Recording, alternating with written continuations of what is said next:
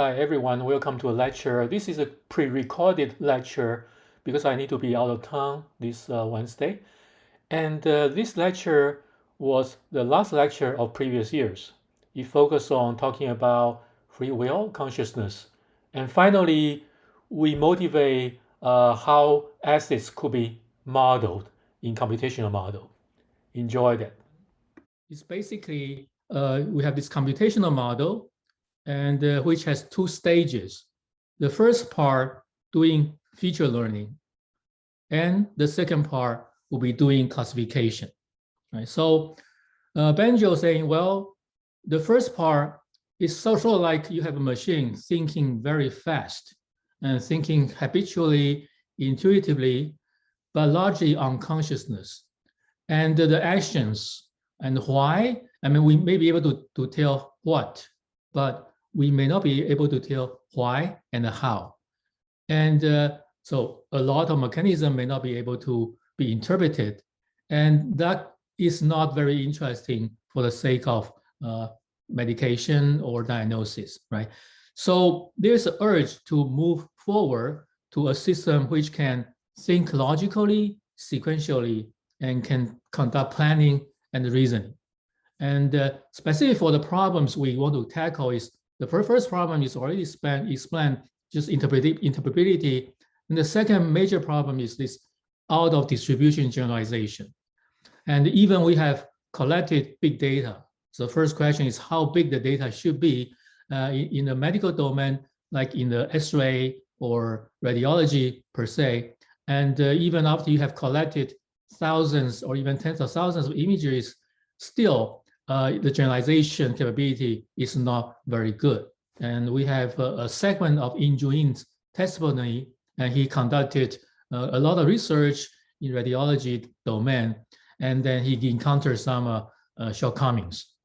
So I think the entire field at this point agree upon we need to move forward to kind of start to research and developing a module doing to develop consciousness. So consciousness, for sure, we need to define what is consciousness. And we basically started from Freud mental iceberg picture. So we divide our mental stages into three, and roughly unconsciousness at the bottom, then pre-consciousness or subconsciousness, and at the top is consciousness. So I'm not going to spend time to define exactly what is consciousness today, because this is a very challenging problem. As we said, there has been more than 20,000 articles from different fields, different scientific domains try to expand it. But however, there are some low-hanging fruits around, and we can start to work toward this direction. And I received feedback last time about this the difference between attention and consciousness. So I did some study, and thank you for the feedback. Indeed, consciousness and attention, those are two terms in psychology, and we need to differentiate them a little bit. So we have a couple of questions we can ask ourselves. Can attention exist without consciousness, or the other way, right? So this picture shows consciousness requires attention, but not the other way. There are some examples on the right-hand side. Can we become consciousness of some objects without attending to the object first? And this is possible.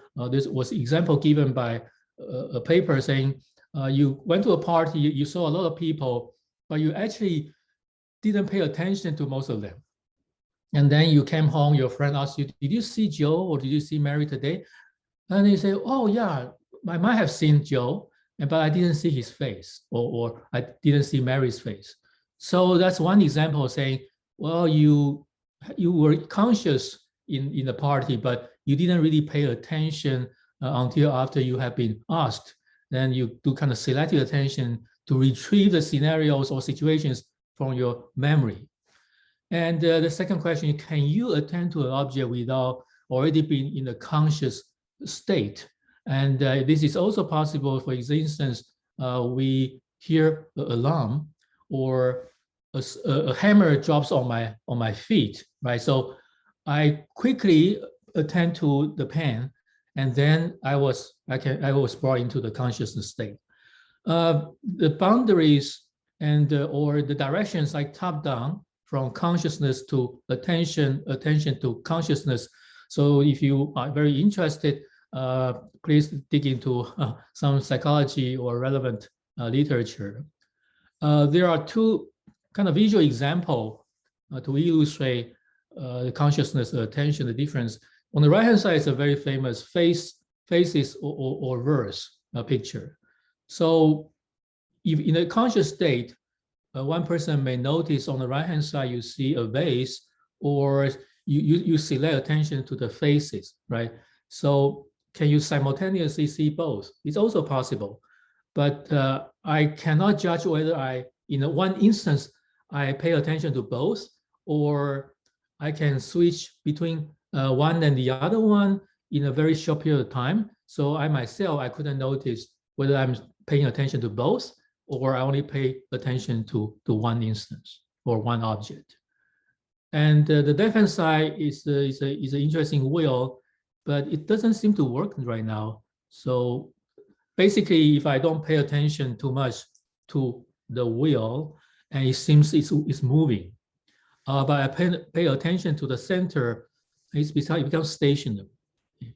So there are quite a few exercises you can kind of practice to differentiate attention and consciousness. But in computer science, at this point, we're taking a big grain of salt. Let's focus on consciousness, and attention is sort of like a requirement into consciousness. So we talk about Kaku mentioned, this is one way for a computer to recognize consciousness is in relation to space and the subject relation to other people or other machines, and the relation in relation to time. Okay. And it can be quantified via the number of feedback loops and also the feedbacks themselves. And this kind of depiction here is very similar to Plato's mental hierarchy, tripartite hierarchy, which we will talk about near the end of this lecture. So at the bottom of species, and we call vegetarian or vegetables, and flowers is a part of them. And flower has feedback loop of temperature and water and perhaps light. And the pets has feedback loops to understand threats and interactions with human and other animals. And the human has even more feedback loops. So in one way to kind of characterize whether your consciousness is much more complex, and the number of feedback loops seems to be a reasonable indication. So the next question is, a lot of people consider, well, we can continue to improve our computational model, right? Deep learning has some shortcomings, but let's try different methods, different algorithms to make the computation conscious and make the computation even can model subjectivity or sensual feelings, right? So like I'm painful, I'm happy, can different computers facing one simple or single similar or same scenarios, all computer can feel the same way? I will give a couple examples shortly. The answer is probably not really, because if you manufacture computers and you give them the same input, you are expecting the same output. If the outputs from two computers are different, what do you would say? You wouldn't say, oh, thank you for your subjectivity. You would say there's a huge bug, so we have to fix the bug, otherwise we cannot ship the equipment. So the same input to all different computers or equipment, you are expecting a kind of predictable result, right? Okay, so Roger Penrose published a book just 2 years ago, and in the preface he said, well, he couldn't believe computation can eventually lead to consciousness. Consciousness can build on top of computations, but not entirely computational. So one of his counter argument was, he said, well, okay, look into our brain, and cerebellum is a portion which is operating in the unconscious state, but it's highly computational. So the computation or the structure of our cerebellum is even more complex than our cerebrum. So, of course, if you want to know Penrose's arguments even deeper, he has published this 500 pages book. So I'm only in a halfway into it, and it's really intriguing. Okay, so does consciousness work entirely computational? I think the answer is we can comfortably saying it's probably no. And today we're going to give many evidences. And Schrodinger is an extremely influential physicist, and the Schrodinger equation is a foundation of today's quantum computing. And in his book, What is Life, which was published in 1944, even today, a lot of facts he enumerated in the book, including biology, psychology, philosophy, and of course, physics, are still intact. So I pay great attention to his book, and I read a couple of times, even made a translation to other languages. And I'm actually very, very impressed, and I really appreciate it. I'm going to summarize some of his findings in the book. So the first one is consciousness and unconscious. How do they transition between each other? And this was not really a problem Yoshi Banjo has talked about. So in computation, we just say, okay, keep on adding CPU, GPU, whatever, and maybe we work ourselves into consciousness. But there's a transition between the two, right? Like if we are listening to the music, and before we get into sleep, the music can bring us into sleep. And I gave an example of, I always like to listen to a song, not in English, not in a language I can understand. So I always play a Spanish music or French music when I was driving. And my family, they just went nuts. They say, well, can you just stop it? And I say, I'm the driver. I have the right to choose my music. And the reason I like the language I couldn't understand in a song is because then I don't have to pay any attention. I just pretty much just hear the melody, I hear the sounds, and they work together either in harmony or not. But if you have words which I can understand in a song, then I will be sort of like distracted. Or you can say, my attention will be brought to the content, brought into the semantics of words rather than the music itself. Right? So there are many other examples, but in principle, when we are facing a situation or environment and which becomes habitual, which become repetitive, and we feel very comfortable and safe, and then the situation will be fading out of our consciousness into unconscious state. And this gradual fading is really kind of interesting, and the keyword here is repetition. And then the second bullet here is saying biologically, and we consider the values of our surroundings. So if something is really safe and we can respond to the situation already pretty periodically in using the same response, so we form a habit, then the next time when we face the same situation, then our action or our response tend to become more kind of unconsciousness, right? When we are facing something not very interesting, and by the learning theory of a Berkeley professor, and she was saying if you have some subject which is very boring, and people tend not to open to learn it, right? If the subject is really, really hard, and we may just give up, like the details of quantum computing or relativity, few people can understand. And most of us will say, okay, that has nothing to do with my life, so stop it. But if a subject is very, very boring, then we just kind of tune out right away. So that gave us pretty much, I think, kind of understanding or hints about how to transition, why we transition into unconscious state. And Schrodinger explained it very well using the second law of thermodynamics. A system, let's say a glass of water, if we put sugar into it, and overnight the sugar will be dissolved into the water. And the process can be explained by the second laws of thermodynamics. Basically, a system, an isolated system, and it started in low entropy, eventually will arrive in a state of high entropy, and then reaching this equilibrium state with the highest entropy. So it's similar to our consciousness. When we are in a conscious state, we may pay attention to some objects or some event, but eventually we are going to pay attention to virtually everything. So that means our entropy is maximized. Then we doze off. Then the attention fades out of our consciousness. And the other way, when we transition from unconscious to consciousness, and Schrodinger pointed out there must be there's a activation function.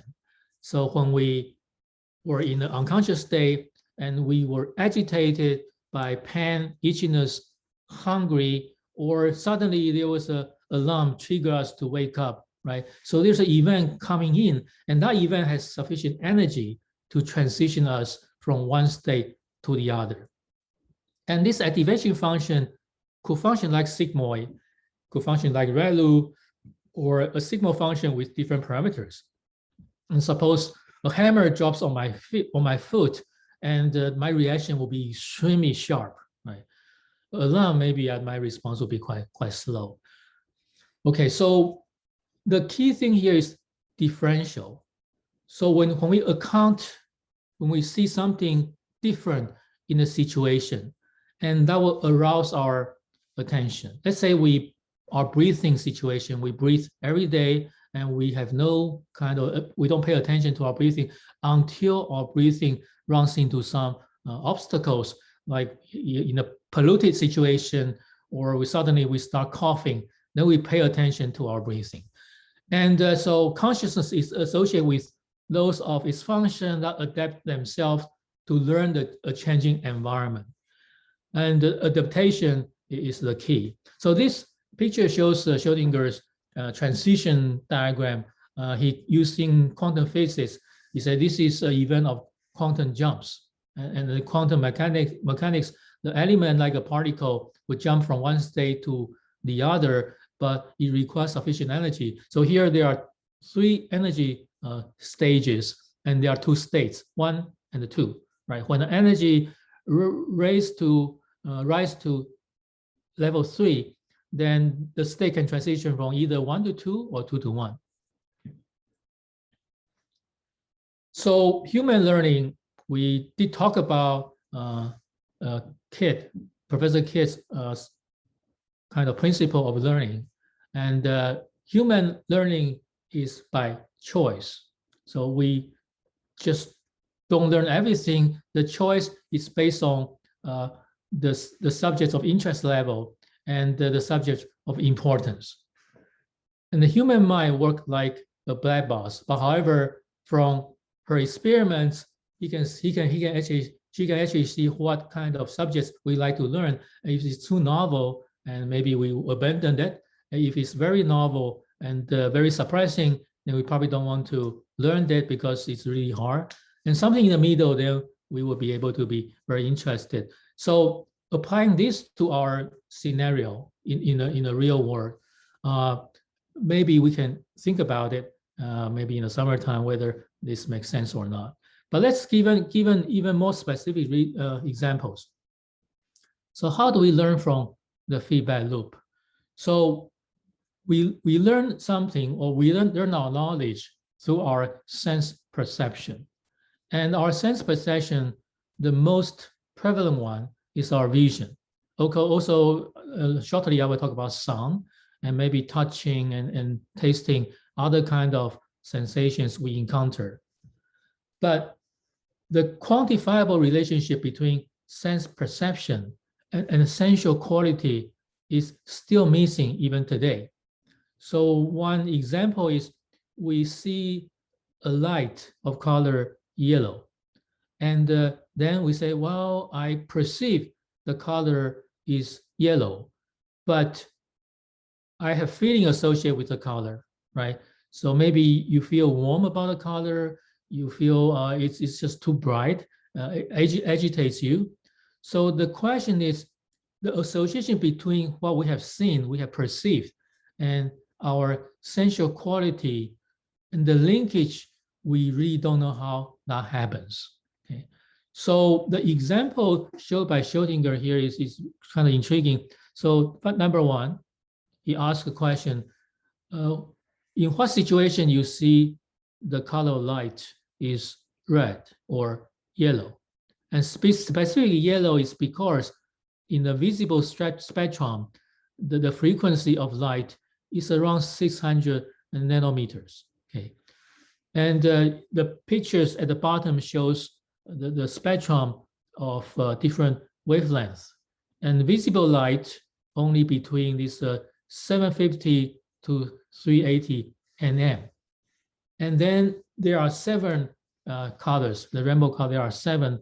So one of them, when the frequency is about 600, then we know it's yellow color. That's good, right? So that one frequency tells us its color.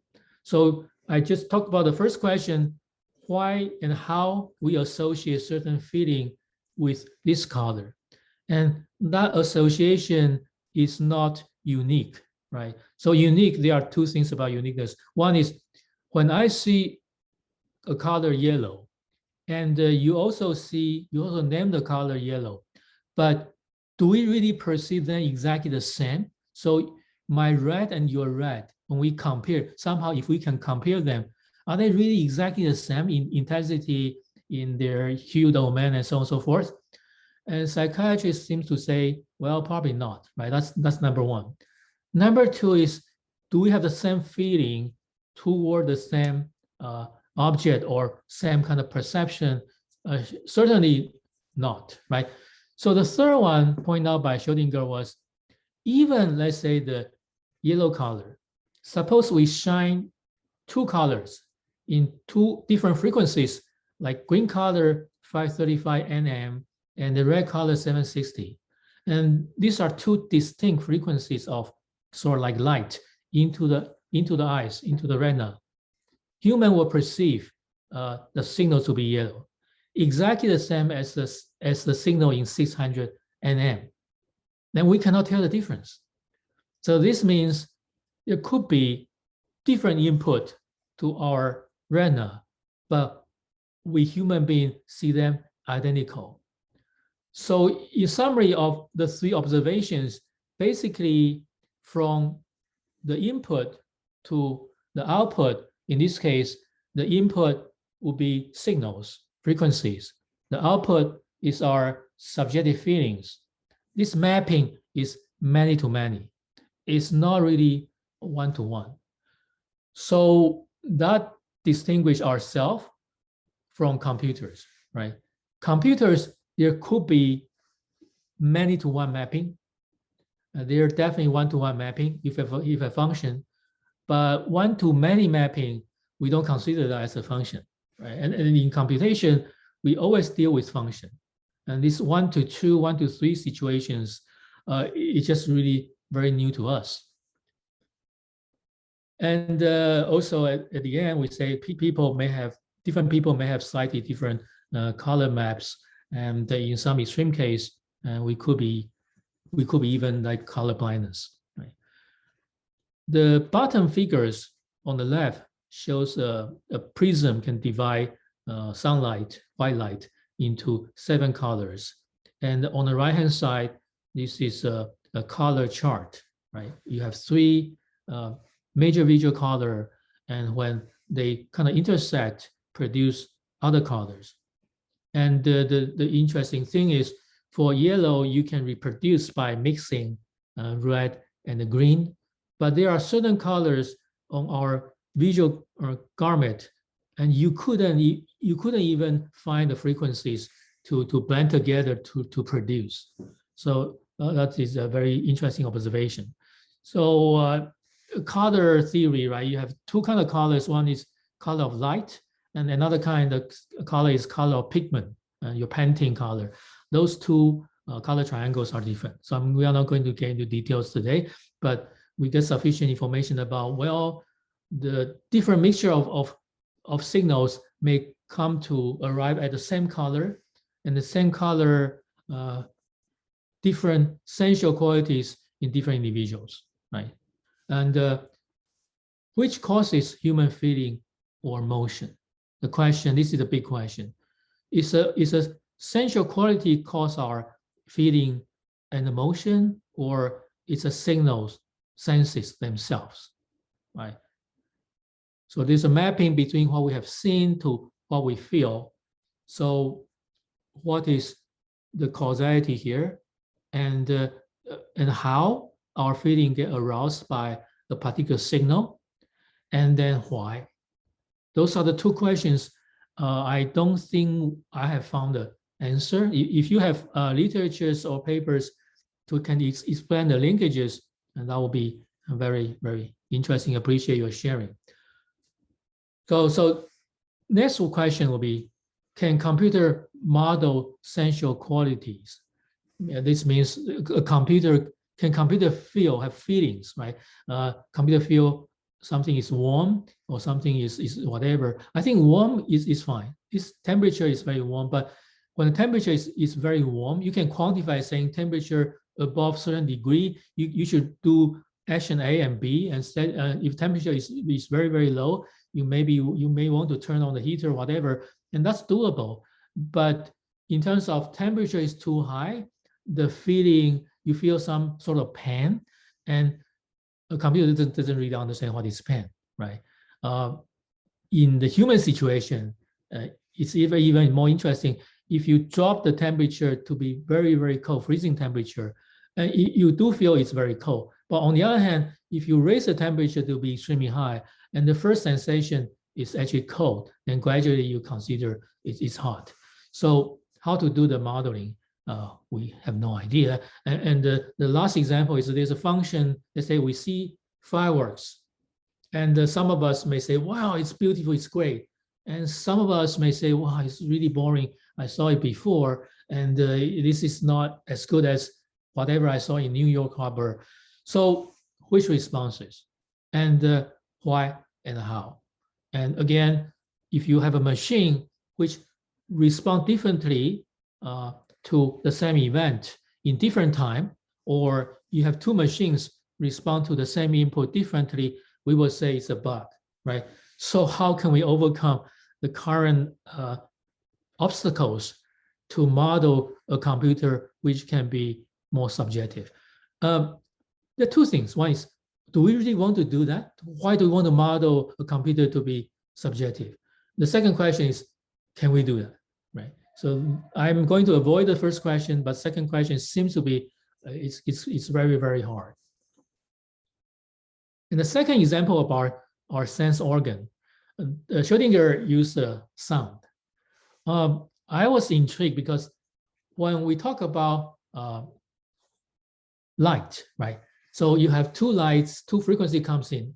There are two distinct frequencies. One is red frequency, the other one is the green frequency. And they come into us, they are still distinct frequencies coming to our neurons. But eventually, after the electrical process, and eventually at the end, they become a kind of chemical process. The two responses mix together into yellow color. Okay, that's the way our visual path works. Electronics eventually become chemical. But how about the sound work in our ear? It's kind of intriguing. It doesn't mix. Our ear doesn't mix different sounds.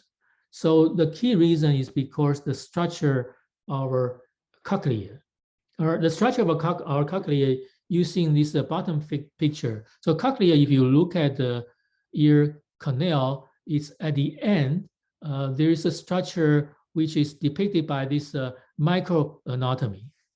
And microanatomy shows the membrane on the left-hand side and the right-hand side, they are thicker than the membrane on the top.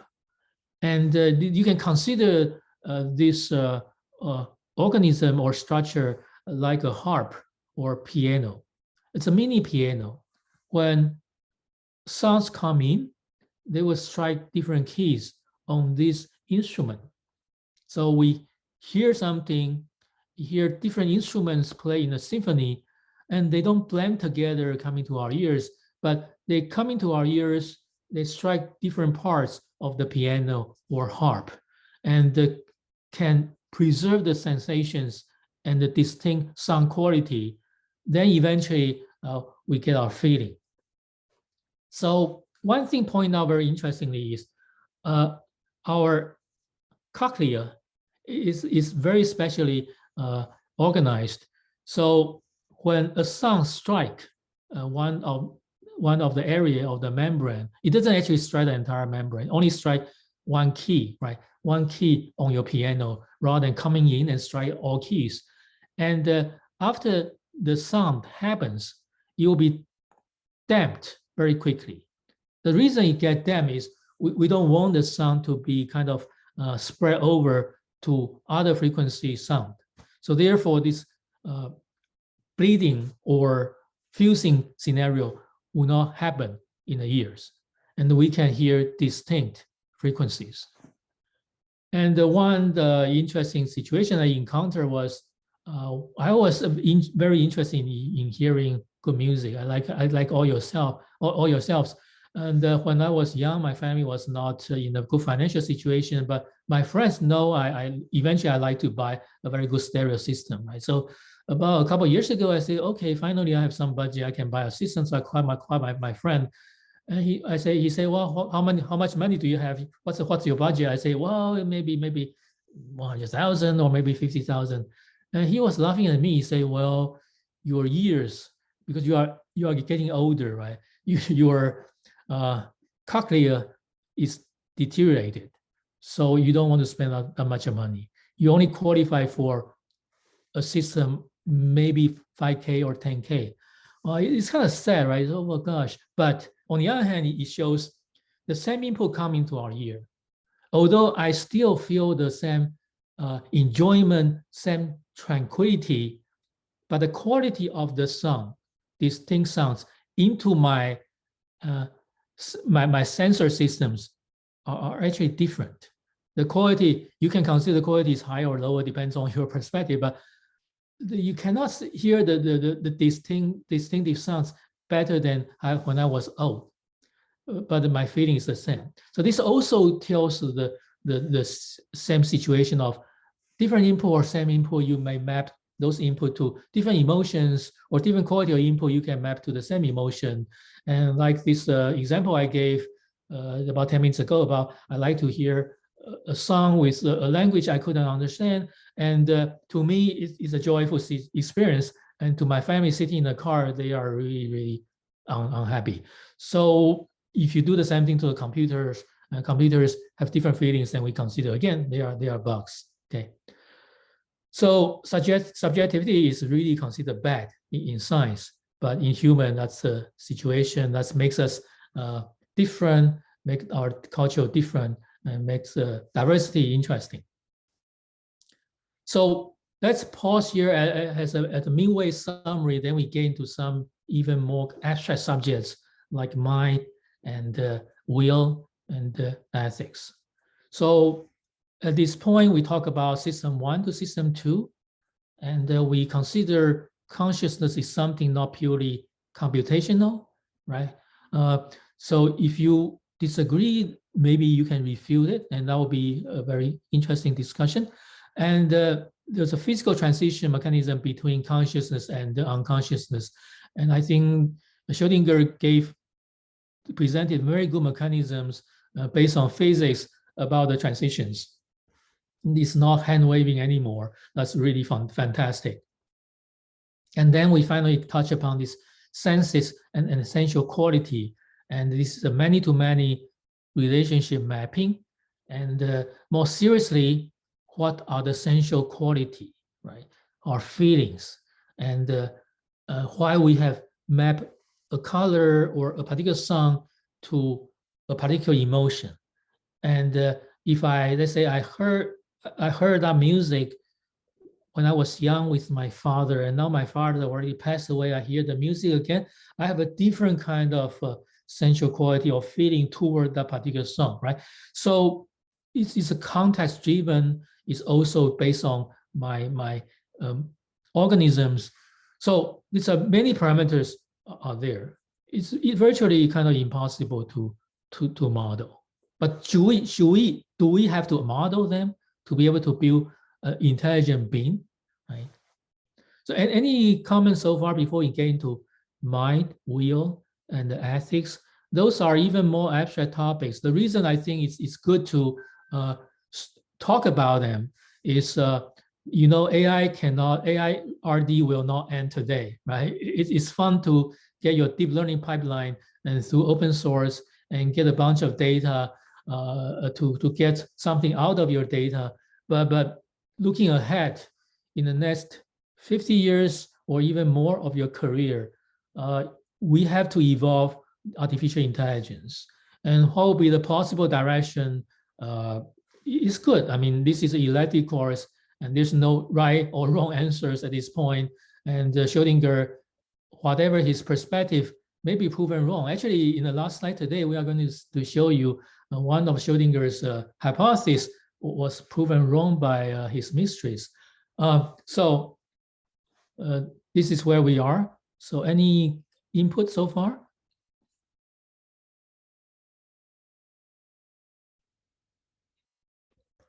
I have a question. Yes.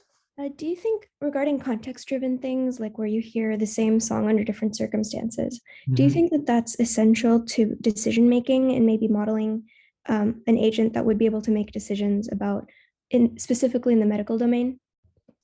Yeah, I think so. Like in this pandemic situation, right? So Taiwan was in a good shape before, but suddenly right now they are in a very chaotic situation.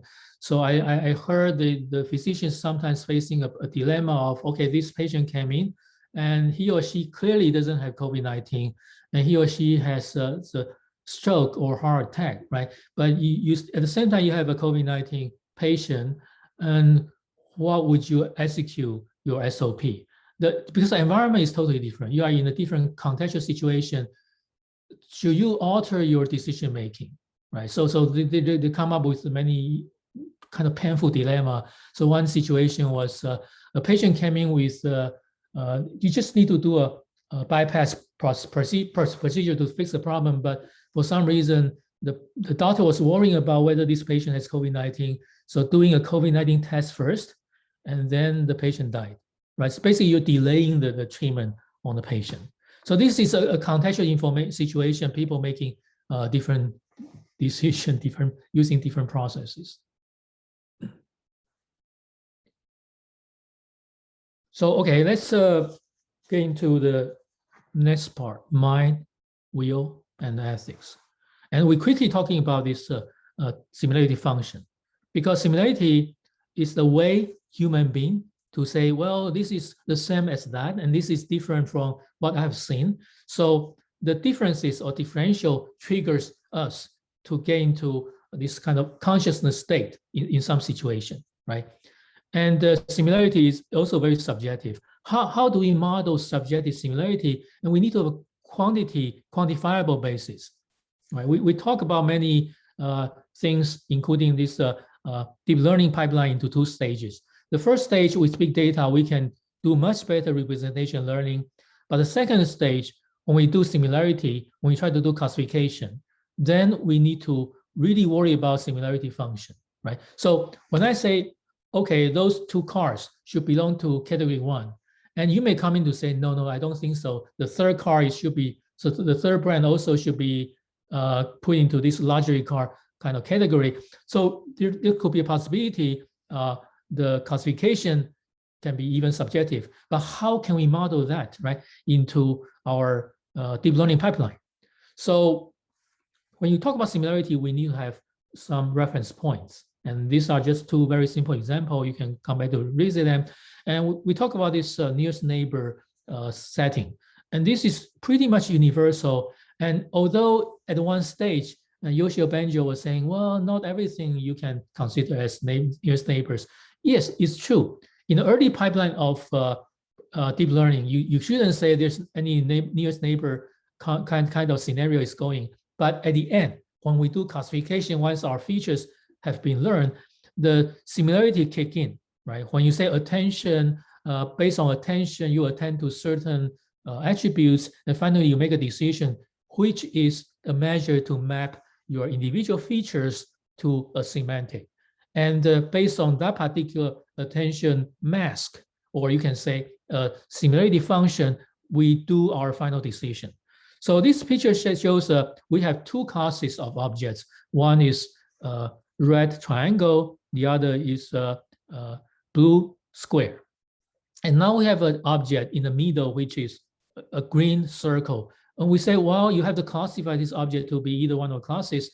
And all the classification methods basically doing nearest neighbor.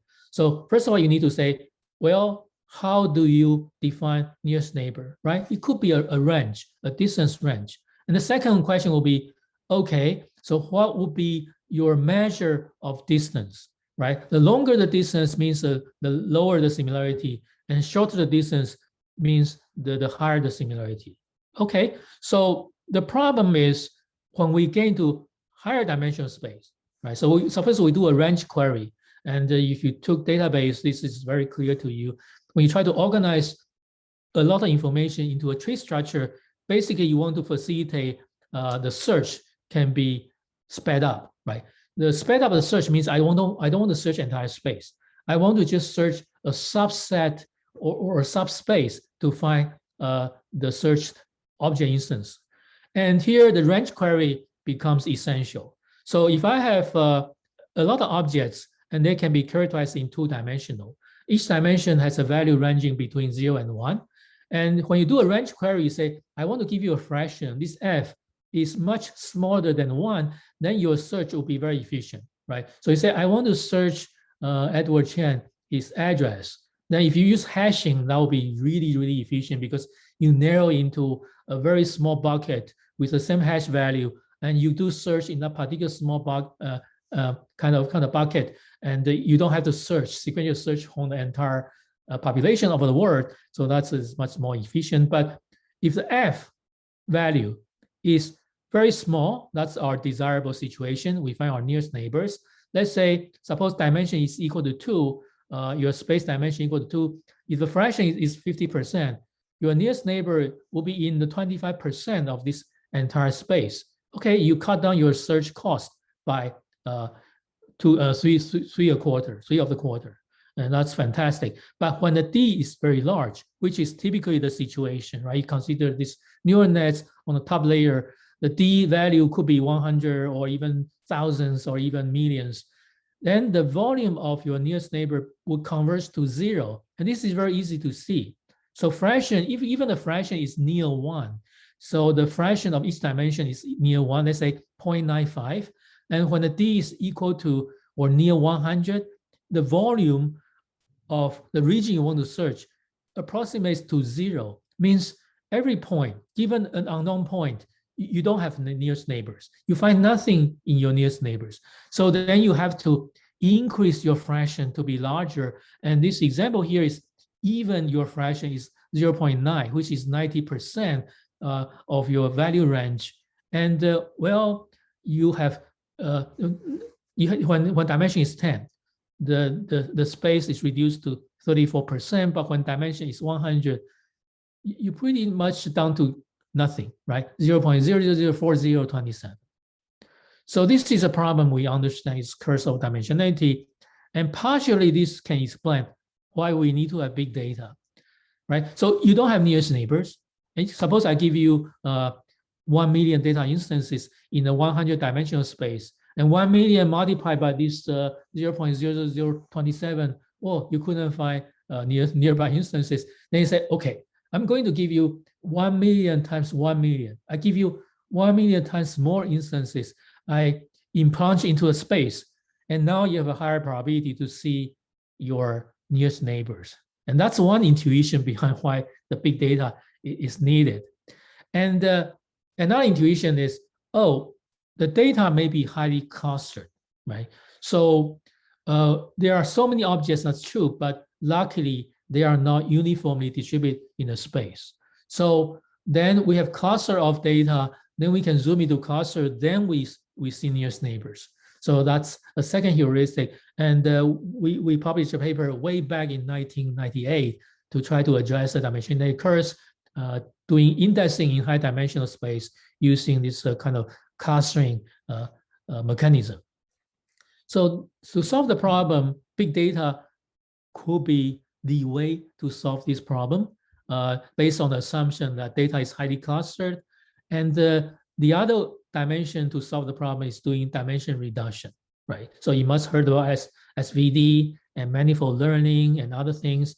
But today I'm going to particularly zoom into two mechanisms. One is in a dual space, and you can solve the problem more efficiently, or this we call dynamic partial function, which is a perceptual distance function rather than the traditional distance functions. So let's review VC dimensionality. VC dimensionality means you have some instances. You like to be able to divide them using a linear space.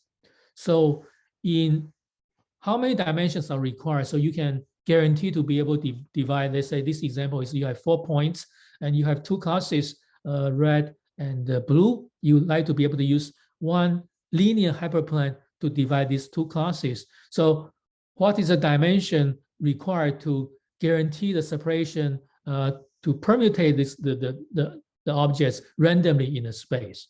The answer is, well, if you on a two-dimensional space, if we have these two colors in diagonal directions, then we are stuck, right? But if we project the two instances, these 4 instances from two-dimensional space to a 3-dimensional space, then separation using a linear space, linear hyperplane, will be guaranteed. So on the right-hand side, this is a general picture. And if you have instances entwined together, so you have n instances, and you project them into n minus 1 dimensional space, and those two classes will be guaranteed to be separable by a linear hyperplane. And the kernel method always been used by support vector machines was to project all the instances to an infinite dimensional space. So in infinite dimensional space, for sure, you can find a linear hyperplane to divide the instances. So the kernel method has two advantages. One, your separation, your classifier is a linear classifier, right? In a high dimensional space. So linear classifier is computationally less intensive to learn. So then you came into this dilemma of saying, well, the high dimensional space, infinite dimensional space, would the computation be extremely inefficient because you have O of n, even just O(n), and n is infinity. It means it requires infinity amount of computation resources. But luckily, the kernel method tells you can solve the problem in a dual space. So suppose I have attributes, each has infinite amount of attributes, or 1,000 attributes. So this object, I can compute similarity between them. So suppose I only have 100 objects. So I have this similarity matrix. Eventually, you only have 100 dimensions rather than your dimension of attributes. So we call this similarity space as a dual space of your attribute space. So if you can compute similarity, you do classification in the instant space rather than in the attribute space, the computation intensity can be much reduced. Okay, so still coming back to the root problem, how to quantify similarity if you want to build this kind of kernel matrix. So you must be you must heard about Minkowski, right? Minkowski function is extremely popular, and is a foundation of many other distance functions. And Euclidean function is widely used. It's basically you have two objects, S and Y. Each object has k attributes from 1 to k. Then attribute-wise, you compute the differences, then you sum them together, then square them, and then you do a square root, right? And Minkowski is very general. You just do q exponential, then eventually you kind of doing 1 divided by q exponential back to the original number, simulated number. And Manhattan function is you can perceive as like a street, right? Street distance function. And you want to move from point A to B on a street, you cannot just move directly to the B, shortest direction, but you have to just turn the corners and move to the other objectives. So Manhattan function is like a street block function. So which function is most desirable? Frankly, I think empirically, computer scientists always use empirical method to figure out which is more efficient. In the vision space, right? This is my own experience, and actually later people agree. And the Manhattan function is much more effective. The reason is because suppose you have 100 features, and you don't want to magnify the impact of individual features. If you do a square, then it means even 99% of your features are very similar. But one feature can just destroy the similarity, right? If you have one feature difference is 99%, then you magnify this 99%, and then the whole distance will be very, very long. And the Manhattan is okay. You don't have this situation of making one attribute ruin the entire similarity measure. And cosine function also is widely used, but they have suffering the same problem, which I'm going to talk about using this psychology study.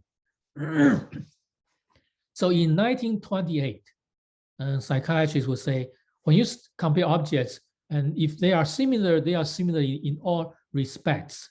The respects are the quality or attributes you want to measure or quantify, describe each object. And the Minkowski function, as I illustrated, was one of them. And later, in 1977, a new treaty came out saying objects are similar in some respects, not in all respects, right? If you look at Minkowski function, all attributes are treated equal.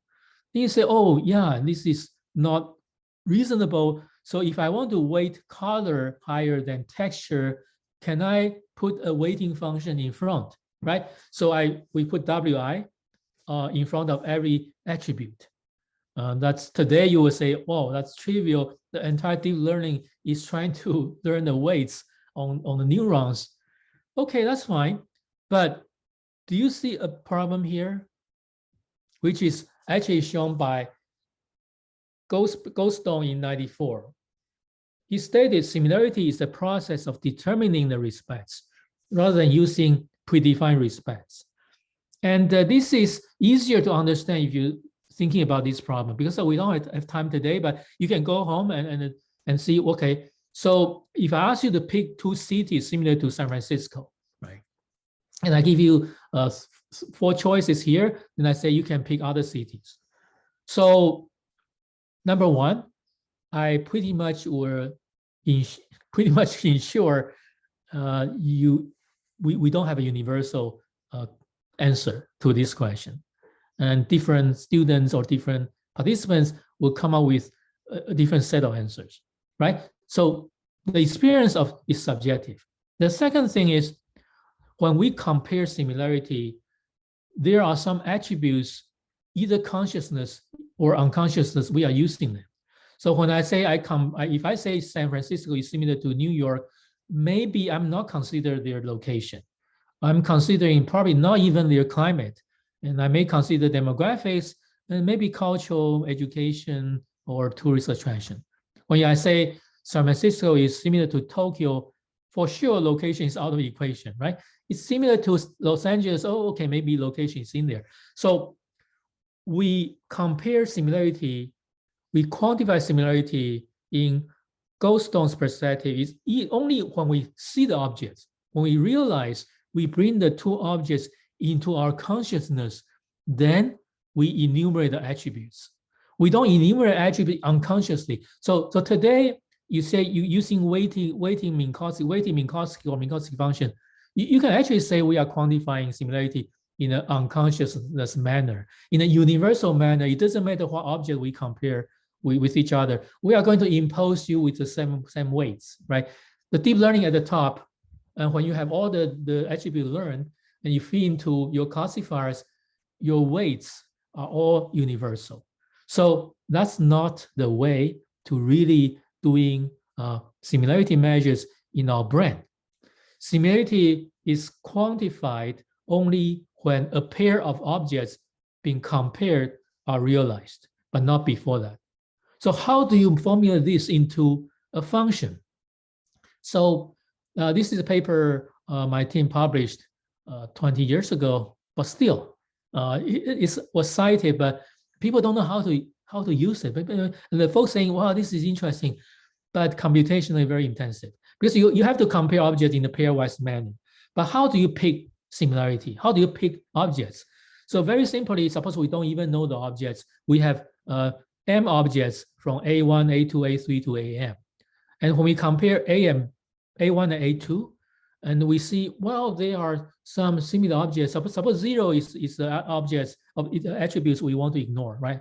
And when you have 1 there, you say, well, those are attributes we may want to consider as candidates to compare. So between A1 and A2, we see 2 out of 4 attributes are similar. And between A1 and A3, there are also 2. Between A2 and A3, there are also 2. But interestingly, between A1 and A2, A1 and A3, and A2 and A3, these objects are similar in different respects. They are not similar in all respects, right? So this is even more evident when you shift to the right-hand side corner to see this example. A1 and A2, they have 2 similar attributes. They are similar, and A1 and A3, they are not similar because they only have 1 overlapping, but A2 and A3 are similar, right? They have 2 overlapping. And this distance function is accurate subjectively, but it's not a traditional similarity function because it's not a metric function. So metric function has 3 requirements, means S and Y, between S and Y, the distance has to be greater than or equal than 0. And number 2 is there has to be symmetric. So this distance function obeys the 2. But the last one, triangle inequality, this distance function doesn't obey that. But does it matter? Actually, it doesn't matter. But in computer science, it matters because it's easier for us to inference, right? Okay, so that's a key reason this distance function is not tractable. And this is example we illustrate. This is way before people doing data augmentation. So based on a set of original image, and we perform multiple operations on the image, like we do this conversion from JPEG to GIF, and we do cropping on the images, and we rotate images, and then we scale images. Then we compare the whole set of images with this converted original image and the converted images. In the GIF case, GIF case, if we consider a value below 0.05 to be similar, not distinguishable, then we can see quite a few objects. Out of 144, we can see about 80 some objects, they are similar. 80 some attributes, they are similar. And likewise, you see the scale images, you can also identify about 100 features. These 2 classes are similar, the scale image compared with original image, right? And likewise, rotated images, and in the color domain, in all the color attributes, they are similar, but in the frequency domain, in the texture domain, because we rotate the image, the frequency are different. That's okay. In all scenarios, we can find a large number of attributes. Similarity is very, very good. So the heuristic here is when I compare 2 objects, if I can find sufficient number of attributes which are similar, then I can already say, yes, these 2 objects are similar. So it doesn't matter which objects. I just want to find sufficient number of objects. Of course, on top of this function, you can say, oh, I want to treat this and that attributes more importantly. So you can put attentional mask on top. But the idea here is the attributes to kind of signify similarity between 2 objects are not universal. They are pairwise dependent. And this can be quantified by this function on this equation 3 on the screen. So I'm not going to get into details right now, but if you are really interested, you can look into our paper. It's very easy to understand. Once you understood it, you say, wow, that's should be the right direction to go. But the question is computation. But just like I said, when I started this data-driven machine learning in 2006, 2007 at Google, I was laughed at as ridiculous, right? They say, well, you don't want to use any algorithm which is beyond ON. And Google prefers log n algorithm because the data is just abundant. You don't want to get into that direction. But turn out if you can find the methods to be efficient, people will be willing to throw into tons of money to buy GPUs to get the problem solved. So we don't have to worry about computational resources right now. And it's a good time to go back to look at DPF. So we know this attentional mechanism, right?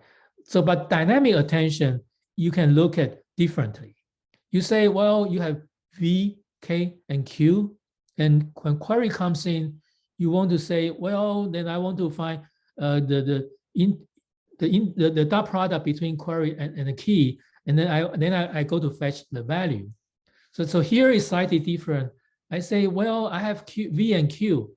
I want to figure out the K. I want to figure out the keys, right? So if the V and Q are the value and the query, the attributes of a query, that you compare them, oh, I can find sufficient number of similar attributes which would be illustrated by the K, then, well, I can use that particular mask. And that will be the mask for me to measure similarity between these two objects. So how to implement it? Again, this is very interesting, and you can think about it. I will be happy you can ask your colleagues to help to dig in this direction. So we come back to this picture consciousness. We need to be able to measure similarity in a subjective manner, and then now we get into mind. And what is mind? This is even more abstract than consciousness, right? With mind, then we may be able to talk about will, and with will, then we can say what is sinful, what is lawful or unlawful, and ethics. And the question here we try to solve is not saying, well, abstractively, what is will? And I'm not going to get into debate of free will and the predestination. That's a debate and we cannot end today. But I'm trying to get into a direction saying, how can we quantify this abstract concept, okay? So we have to go back to 2,000 years ago. It seems like the people at that time, 2,000 years ago, they can pay attention to more details rather than driven by seconds of these cell phone alarms. So like Plato, his school of thinking can come up with this kind of tripartite soul dimension. So a person or organism can be classified into three kind of roughly classes, from plants, vegetative, into animals, and animal can move around, have sensations. We call sensitive souls, and then get into human is rational beings, right? And the Platonian dimension has these three, from this bottom dimension of appetitive to the middle dimension of spirited, the higher dimension of rational. And you look at appetitive, it pretty much point to our stomach, right? We can be hungry. We cannot really control ourselves to be not hungry because this is physical, right? So our emotion, most of the time, we can control really well using our rational thinking, but at times we really cannot control our emotion. And then we map this Platonian space into the space depicted by Dante's Divine Comedy. So here you may say, well, Dante's Divine Comedy is just a fiction. But interesting enough, this year is the 700th anniversary of Dante's passing.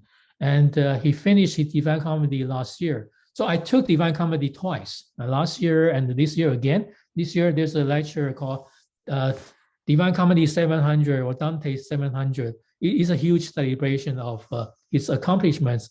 So Dante basically, in his book, he was extremely serious. And he said, well, behind this tripartite, there are two other dimensions. And one dimension is a person's will. The other dimension is reason, our mind. So there are conflicts between will and the mind. It's just like when I talk about a passion, our passion about doing something, you can say the passion can be quantified by our will and our duties, right? Our duties may be, I'm a professor, I need to teach, and I will be evaluated. And as a student, you have to listen to the lecture, even if it's kind of nonsense, or you have to take exams, working on projects, and your will may be against your duties, but you want to align them together, as close together as possible. So a very famous professor in Stanford, Professor Hellman, he was also a Turing Award winner, but he was saying, well, every system is like a cult, right? Doesn't matter which system you are in, your will has to align to the system's principles. Otherwise, you cannot do well in that system. So you are in Google, you have to obey their culture, you go to another company. So we're not going to dig into that, but we have two aspects to align.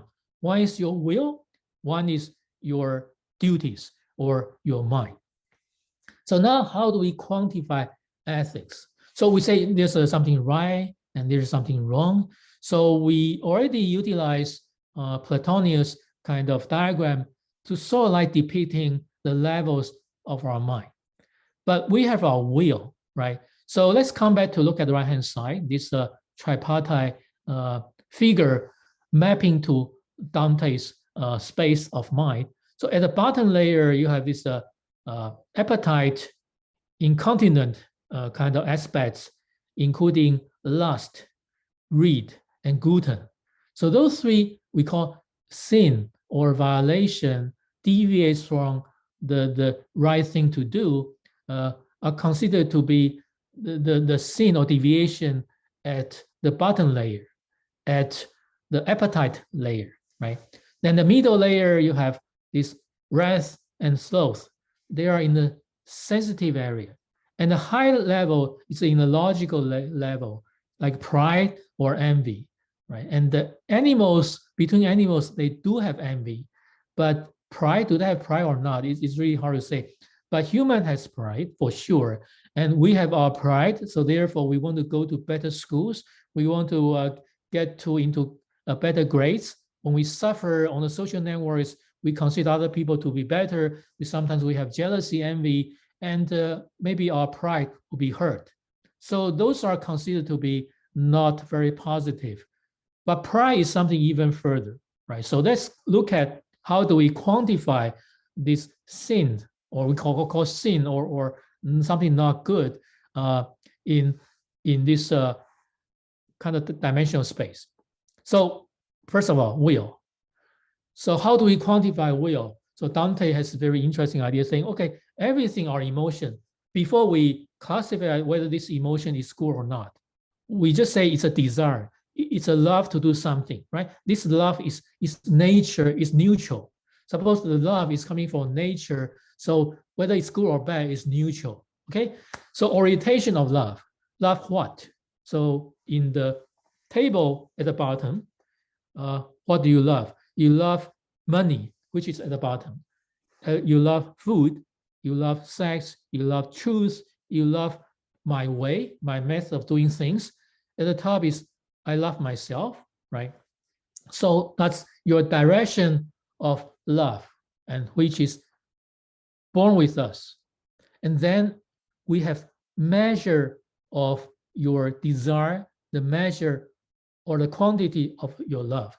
So once you have orientation, then we say, okay, what is your quantity of your emotion? So we come back to this two-dimensional table. When we love money, everybody loves money. We want to have sufficient money so we can survive. But if a person loves money excessively, and he can alter his conduct because the love of money, then we say this is a sin of greed. And this then we have laws to try to curb this kind of excessive greed. And when we love food excessively, and that's called gluttony. And when we love sex excessively, and then we're doing certain things which is not really good, which is lust. And these three we call sins. It's considered to be more physical, more tied to our body.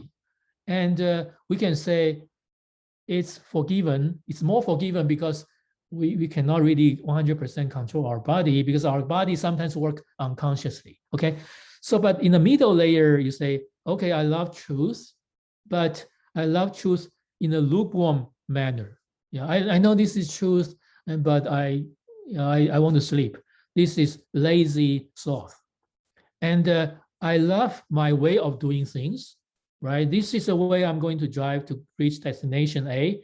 But my friend was agitated because he or she considered this another shorter path, and they have a quarrel in the car. And so my way was rejected, and the wrath get agitated. And then you get this high level and consciousness and logical domain of kind of deviation. So if I love myself inadequately, so this is like the measure is very, very low. So I have easy to envy other people because I may not be able to accomplish other people's so-called achievement, even superficial.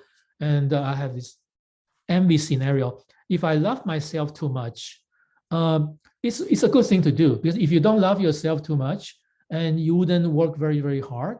But at the same time, if you also respect other people, then this love self is okay.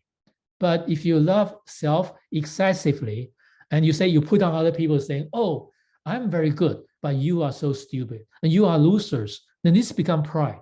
You love yourself excessively and becomes something not very good and hurting other people.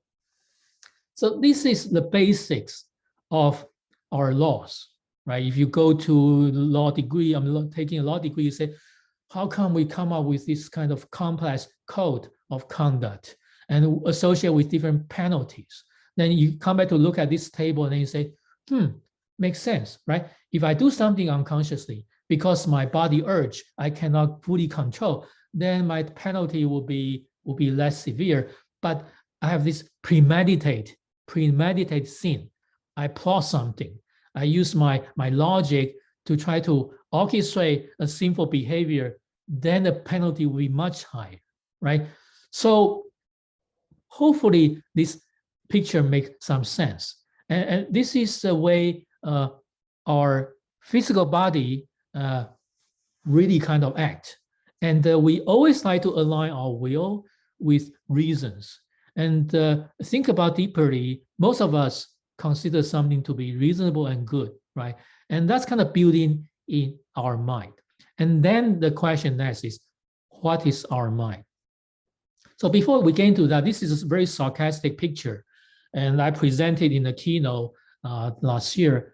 I say this is a human evolution, right? The human evolution path. And started, we were maybe animals, and gradually, I'm not saying animal was not good, but all good. And we become human being, and now we are sort of like becoming more robotic, right? So we are triggered by our alarms, we triggered by a lot of signals which were never happened in the Renaissance days. They say in Renaissance days in the 13th centuries, and you go to Florence or Venice, you see the wall clock on the tower. They only have hour hands, right? So every 2 hours, the hour hand will move by one scale. But today we see seconds, and the whole temperament of our lives are totally different. So one day I talked to my friend, and she said, oh, I text message to my daughter, and she hasn't replied. I said, oh, how long have you waited? He said, well, 30 minutes. I said, you must be crazy. When I was in college, I communicate with my mother via mail, post mail, and we call delay in terms of maybe week, okay? If I don't receive my mother's letter in a week, I say, oh, something may happen, and maybe I need to make a call. And now you're talking about minutes. You must be insane. So then you look at the government situation, you look at the debates, political debate, you really don't know what is true and what is not true. So subjectivity is not really good, or you say, come on, let's have robot run the show, right? I mean, this is really sarcastic. I mean, whether that's good or not, who knows? We probably don't want that to happen, because then we don't have creativity, we don't have art. Okay. So what is mind? And Schrödinger, in his paper, in his book, and using different examples and talking about what can be measured and what possibly can depict mind. At the end, in the second half of his book, What is Life, in the last chapter, before he closed his book, he talked about this the religion and science, the kind of the dichotomy between religion and science. When you talk about religion as a scientist, you may say, gosh, no, that's something really abstract, and you don't want to get into that direction. But Schrödinger actually say, there's only one mind. He believes the universe has only one mind, just like light, right? We have light, we open our window, we let the light come in.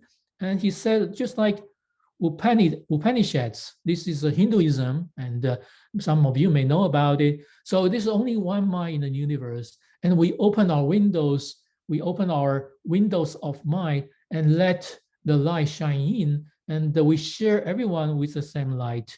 And we don't just possess the light because we don't own the light. We let the light come in and go out. And when we see other people, they don't have light, we reflect, we deflect the light to them. And this is called charity, or we call compassion, right? This is how the universe works. This is how the mind works. And this is concluded in this remarkable book of Schrödinger, who is the father of quantum physics, and who came out with this Schrödinger equation. Are you kidding? Right? I'm actually stunned by this final chapter. But his treatise, or we call theory, was quickly refuted by his mistress. And this concludes the lecture of this quarter. So his mistress eventually left him, sending Schrödinger a poem with the following segments. I looked into your eyes and found all life there. The spirit which you said was no more you or me, but us. One mind, one being. You can love me all your life, but we are two now, not one.